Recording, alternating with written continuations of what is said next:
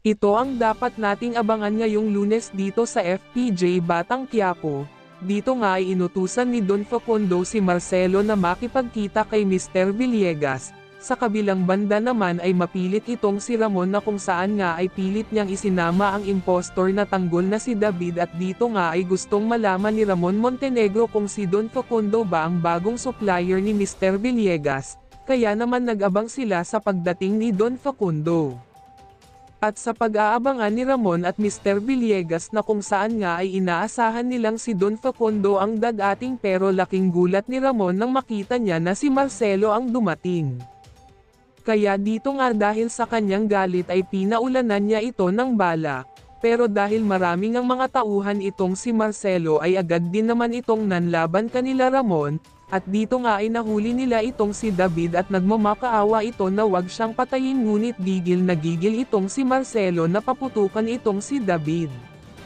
Mapunta naman tayo kay Tanggol at Divina. Dahil nga meron ng bibili ng kanilang diamante ay tinawagan nga ni Divina itong si Tanggol na makipagkita sila, na kung saan nga sa kanilang pagkikita ay namanghanga ang kanilang buyer dahil napakaganda at malaki ang Star of Venus. At dito nga ay sinabi ni Divina na mas maganda nga daw kung babayaran na sila, na kung saan nga ay isa na pala itong setup.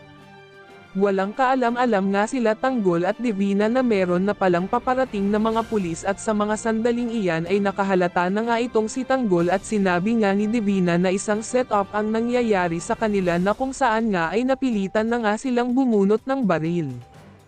At dito nga ay makikipagsabayan na nga sila sa mga paparating na mga pulis at sa mga sindikato. At dito naman ay hindi inaasahan ni Divina na maagawan siya ng baril at pinababa ang baril ni Tanggol, ngunit hindi ito pumayag at nanlaban nga ito sa mga paparating na mga pulis. At dito nga ay tumulong na rin ang mga kaibigan ni Tanggol, na kung saan nga ay sa kanilang pagtakas ay dala-dala pa rin nila ang Star of Venus.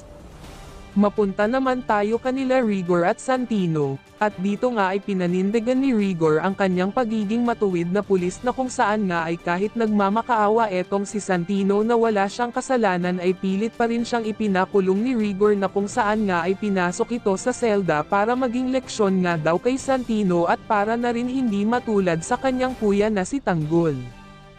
At dito naman tayo sa bahay ng mga di mag-iba, kung saan nga ay nagtatalo pa itong si Lena at Marites, at sinabihan ni Lena itong si Marites na hindi nga daw siya matutulad kay Marites dahil nga isa siyang pabaya at walang silbing ina, na kung saan nga ay hindi na napigilan pa ni Marites na puntahan si Santino.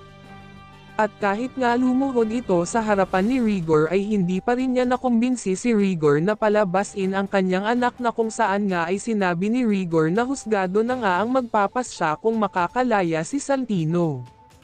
Ganito nga ba katigas ang puso ni Rigor?